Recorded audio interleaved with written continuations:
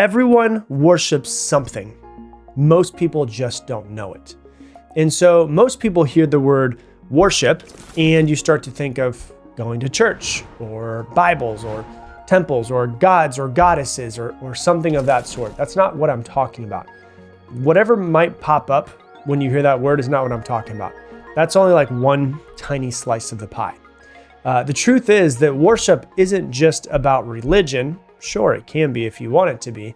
That's not what we're going to be talking about. What I'm talking about, what you worship, is what you're putting in the center of the universe, what you're putting your focus and attention on the majority of your days. Because what you focus on and what you give your attention to owns you. It creates your perception of reality. And if it creates your perception of reality, it is actually going to change what you become and what you get in your life. More than anything else, like what you become, sure, but also what you grant the power to define your worth, I guess you could say. And so let me repeat that real quick, because I kind of stumbled over my words there. Worship is what you allow to define your worth, what you allow to define your worth. There's a quote I love by David Foster Wallace, and he said, "There's no such thing as not worshiping. Everybody worships.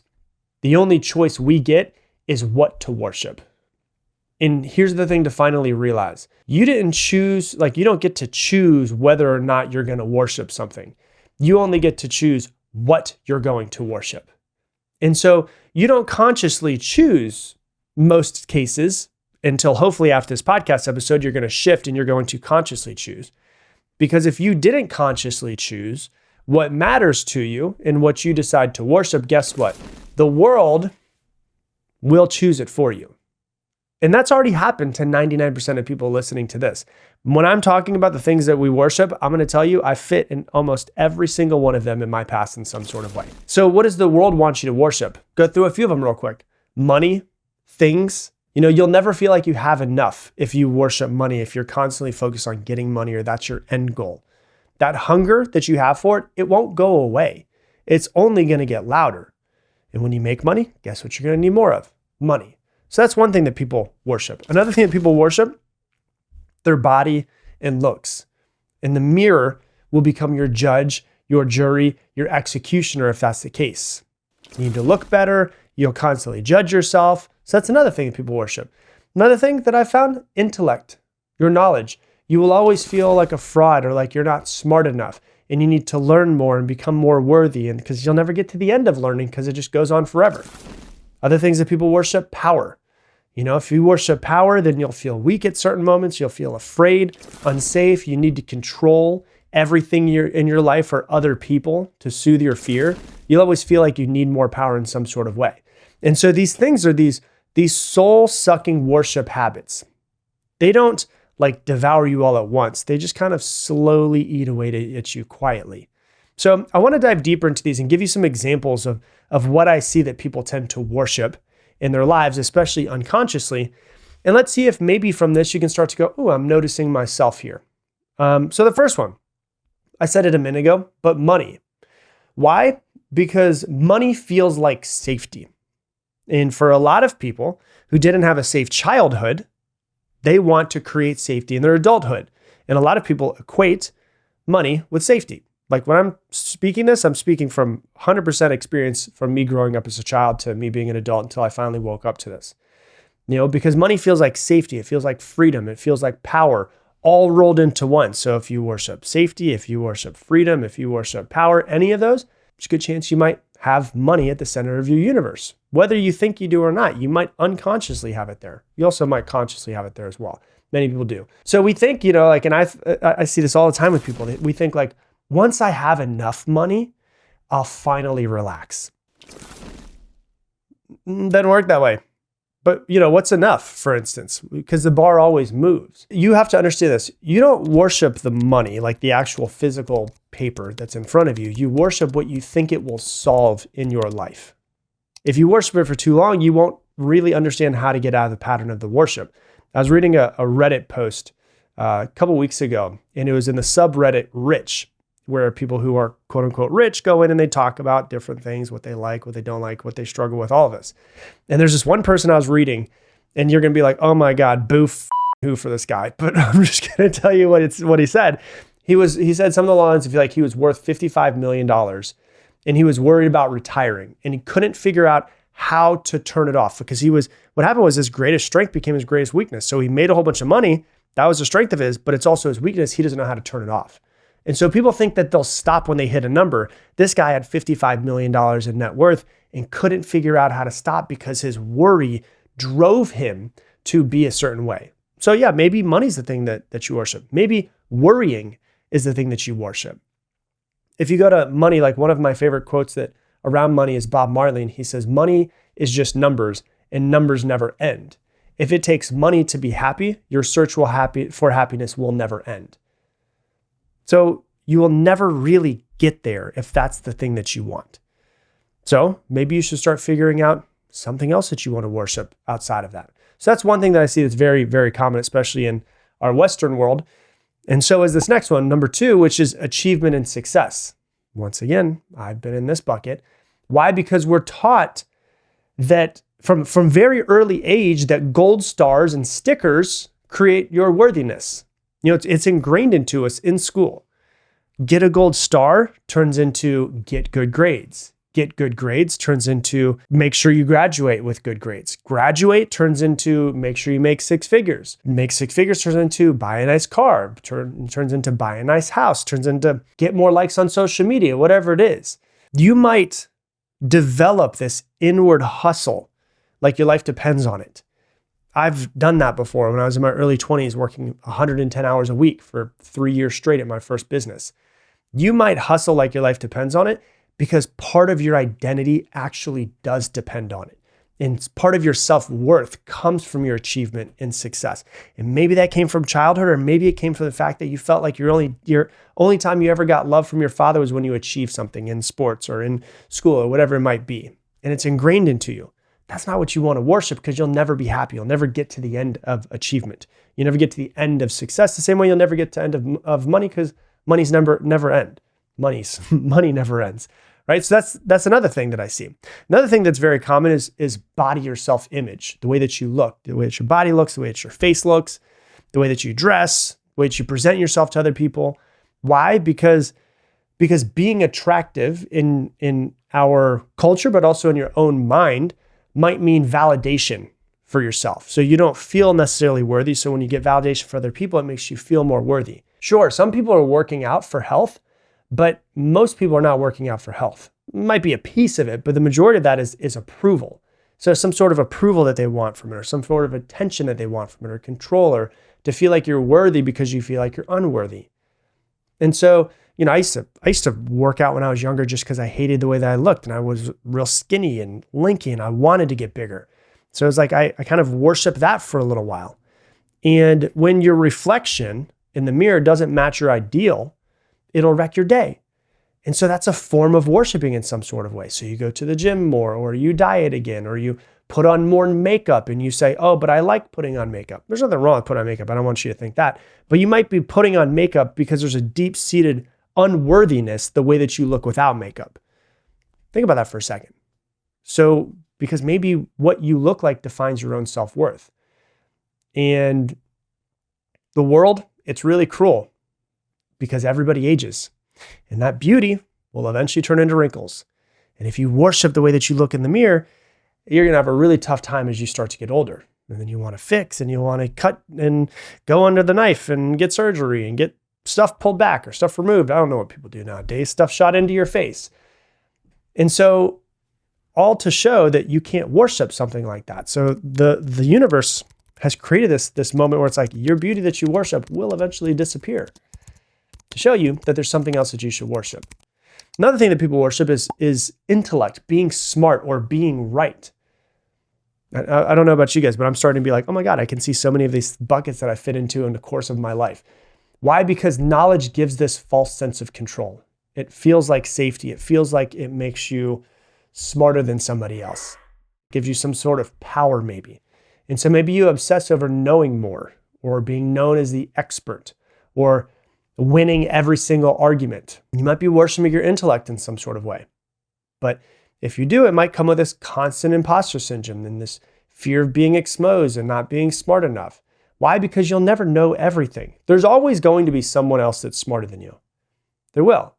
And just as money never ends, knowledge never ends as well. And so you got to start to look at yourself and be like, is that something that I worship? Maybe you do, maybe you don't. Another thing that people worship as well is romantic love and relationships and what somebody else will give me by being in a relationship with them. Why? Because love promises to fill that empty space inside. If you notice, a lot of these things I'm talking about worshiping comes back to your own self-worth. And, oh yeah, if I make money, it'll fix my self-worth. If I look better, it'll fix my self-worth. If I get into a relationship and somebody finally loves me and I find my other half, then it'll fix my lack of self-worth. So you might find a partner or cling to a partner or crush or even an idea of finding the one like your soul depends on it. Like you're lost without this person. So you've made them your source. You've made not even necessarily the person a lot of times, but just the idea of having that person that loves you. You've made them a source of your happiness. You've made them your savior, your God in some sort of way. That's way too big of a responsibility for another fallible person to try to live up to. And so maybe that's a part of it where it's like, oh yeah, I'm not good enough, or I won't finally be there until I get into a relationship. And then, people get into a relationship and they get married and they're like, I still haven't found the end of it. So like, maybe I need kids to fill this self-worth hole that I have. So that's another thing that people really go after. Another thing that people really go after in worship, validation. This is the reason why social media attention is so insane right now and why people really are just like addicted to it. Why? Because dopamine hits from getting likes on social media or seeing other people's stuff. It's easier than working on your self-worth. So you worship the likes and you worship the followers and the algorithm gods that are out there. You check your phone, you post something and then you check to see how many likes you got 2 minutes later. It's sneaky and it feels like really harmless, but your worth and your peace are tied to that screen. That's dangerous. That's not what you want to be worshiping. Maybe another thing that you worship is control or certainty. Why? Because, life feels really chaotic, and it is chaotic. It's just the universe is chaotic. Things are made and stars are made by things slamming into each other and exploding, right? Everything is chaotic. That is one of the biggest truths, and it always will be chaotic in the entire universe. And so when you want to control things, it feels like you're protecting in some sort of way. So you might micromanage your schedule, or you might micromanage every person that you work with or the employees that you have, or you need everyone to behave your way in the house. So you've made order your religion in some sort of way, but it'll never be that way. Real life is messy. And, if uncertainty comes, it'll wreck you. That's for sure. And so maybe you've also made another thing that I see with a lot of people is busyness or productivity. I've definitely fit into this one before, is something that you worship. Why? Because being busy means you're important, right? You're doing something important. So you can't sit still. You fill your calendar. You feel guilty for resting. I've done all of this. I'm definitely in this category as well. I've removed myself from it and been working at it for years, which is what's great. But it's not about time management. It's about worth management. And so you're always checking on the clock and trying to do more, and you're busy. Got to be productive, right? Because it's like, oh, that shows that I'm important. It shows some form of self-worth. Another thing, and last thing I'll cover before I keep going deeper into it, I just want to try to hopefully give you ideas, is your victim story or your past pain story. Why? Because it's familiar, and your identity loves familiarity, but you attach this and it gives you some sort of, you replay the trauma, the betrayal, the thing that they did to you, because it makes you feel like, oh, they did it to me. This story makes me feel important. It gives you some sort of meaning. So you worship the wound because you haven't learned how to live without it yet. There's a million different things that we worship. All of the stuff I covered: fame, hustle culture, perfection, status, your children, your trauma, celebrity figures, political ideologies. Oh my God, that's a big one. Political. Oh, I'm this group or I'm that group. Your career, science, whatever it might be. So going through all of this, you start to think to yourself, all right, well, that makes sense, but what should I worship? Well, this is for you to figure out. Let's be real. This isn't me saying like, hey, you need to go find God or you need to find a religion. It's me saying, if you don't pick something, that is life-giving to you to anchor yourself, your soul, to what you're trying to create in the world is going to hand you a bunch of options that slowly eat you alive. You need to figure out what it is that you want to worship. Because if you've gone, like I went for productivity and for safety and for money and all those things because I thought what it was going to give me. It didn't. And what you want to find is something that actually nourishes you versus depletes you. It could be, maybe for some of you, a higher power or spiritual practice that humbles you and connects you to something bigger. Might be also service to others. It could be tiny acts of love and good deeds and unseen, unsexy things that you do. It's, you do things for other people just because it makes you feel good and you get to do it for other people and it makes them feel good. Maybe you decide to worship a core set of values that you create, like compassion or patience or courage or truth. Even the simple awareness that you're not the center of the universe, because everybody acts like they're center of the universe. Oh, this person's driving slow in front of me. Oh, are they in your way or are you in their way? And so this is about you figuring out what means the most to you and who you want to be. So many people don't have a North Star that guides them through their entire life. Like if you don't have a North Star that's like, this is who I am, this is who I want to be, these are my traits, my habits, my qualities, how I want to interact with myself, the world, all of that. If you don't have a North Star of where what you're trying to build, you'll never really know where you're going. And so I want you to think about this. And I just want to say it is real freedom in your life isn't getting everything that you want. Real freedom is self-awareness, is growing yourself, is the power to pay attention to yourself, to notice when your attention is going to something that you don't want it to be. It's noticing when you get stuck in a feeling or a thought pattern, and the ability to look at that and be like, well, that's not who I want to be. And I want to live intentionally. I want to get out of this pattern. I want to not be living on autopilot, and to become aware of the unconscious patterns that we get stuck in, these things that we unconsciously worship. Like some people unconsciously worship, going and climbing the corporate ladder. So they're stuck in the rat race. And then they realize at some point in time, hopefully, that the rat race isn't a job, it's a mindset. It's an unconscious mindset that somebody worships that's kind of at the expense of your soul. And so what do you worship? What do you want to worship? You need to ask yourself stuff like, what do I constantly think about? What do I fear I'm losing? What do I worry about? What do I chase when I feel like I'm unworthy? How do I see myself spending my time most of the days? Because whatever that thing is, that's like your God. That's the thing that you worship. That's your altar, right? That's where your soul is bowing, whether you realize it or not. And I've been there through almost every one of the categories that I've told you that we went through earlier. For years, I unconsciously worship success or money or validation or safety or social media following. And it worked for a while until it didn't. And, I got to a point where I had the income, I had the freedom, I had the comfort, I had every single thing that I ever wanted in my life. And it still felt like something was missing. Every box was checked, still didn't fulfill me. And that's what I realized, that I had unconsciously built a throne for a false God that could never give me what I needed. So that's when I started questioning myself, and it was kind of like a dark night of the soul moment. I started shifting my focus. Hey, how can I contribute to the world? What would make me fulfilled? What would make me feel like I'm doing something good in this world? What do I want my life to be built around? I started thinking about contributing and coaching people and helping people wake up, who I want to be, how I want to act, what my purpose is, deciding for myself why I'm alive. And to choose that, like we all have the ability to choose that. And, for me, it woke me up from a lot of stuff, and it changed everything. And it changed the way that I see the world, and everything that I do, I see from a different perspective now.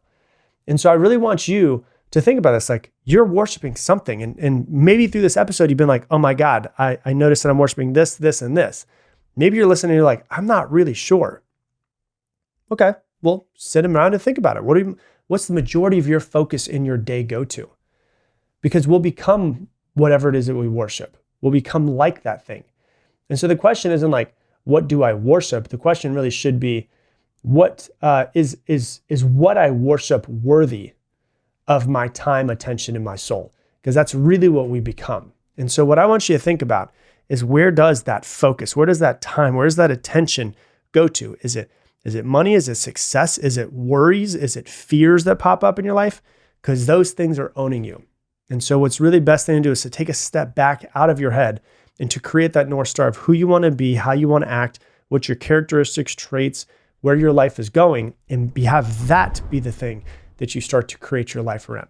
Hey, thanks so much for watching this video. Based off of what you watch, YouTube thinks that you should be clicking this video and watching this one next. And if you want to subscribe so you don't miss any more videos, click that button right there.